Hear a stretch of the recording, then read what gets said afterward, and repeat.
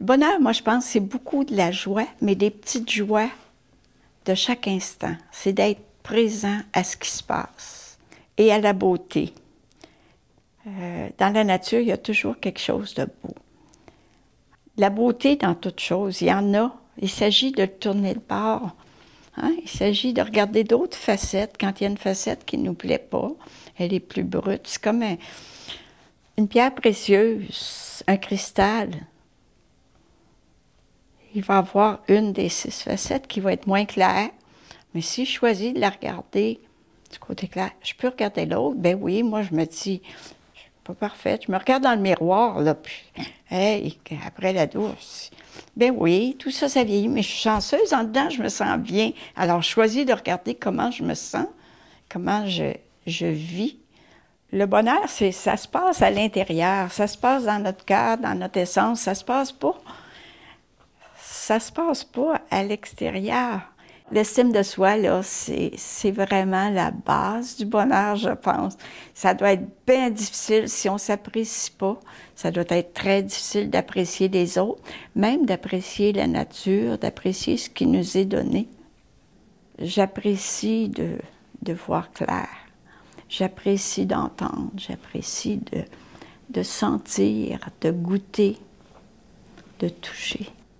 Je pense que c'est très important de ne pas avoir d'attente.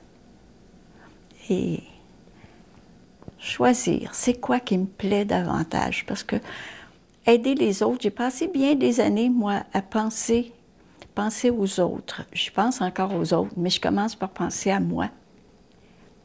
Parce que si je ne suis pas bien, je ne peux pas transmettre quelque chose de bien aux autres.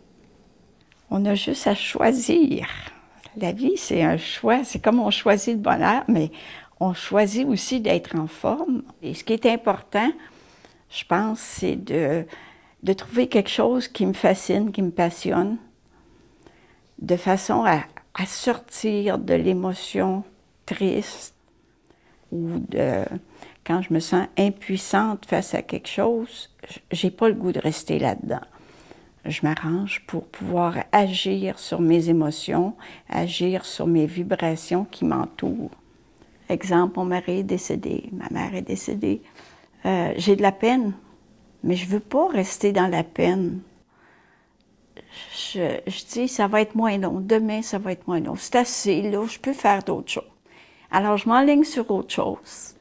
Et à un moment donné, c'est assez. 2 minutes, ça va faire. Là, oui, tu as le droit d'avoir de la peine, mais ça va faire, hein? Parce que ce que je peux pas changer, à quoi bon m'en faire? Ce que je peux changer, par exemple, oui, c'est ça. Alors, c'est pour ça que je me mets des délais pour absorber une peine, une épreuve. La préoccupation, pour moi, c'est un des facteurs qui empêche le bonheur. Le besoin d'expérimenter la joie, le plaisir, des belles émotions, du nouveau. Pour moi, la nouveauté, c'est important. Ça m'amuse. Je prends du plaisir à expérimenter pour voir ce que ça va donner. C'est important d'être bien dans ce qu'on fait. Le choix de ce qu'on regarde, de ce qu'on entend, de ce qu'on dit, c'est très important. Toutes ces choses-là sont des vibrations et atteignent, qu'on en soit conscient ou non.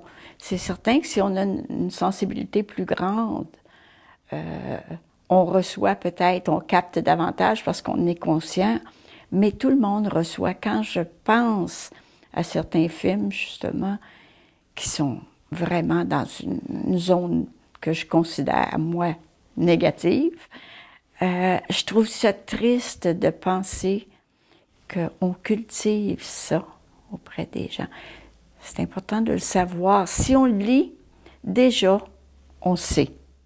Mais si on le voit, quand on sait que c'est un autre de nos sens là, qui capte, ça se rend directement au cerveau. Et je pense que ça contribue à créer des connexions qui ne sont pas nécessairement pour le bonheur. Je trouve ça très important d'alimenter notre cerveau avec des choses positives, avec de la beauté. Faire quelque chose qu'on aime. et aimer ce qu'on fait.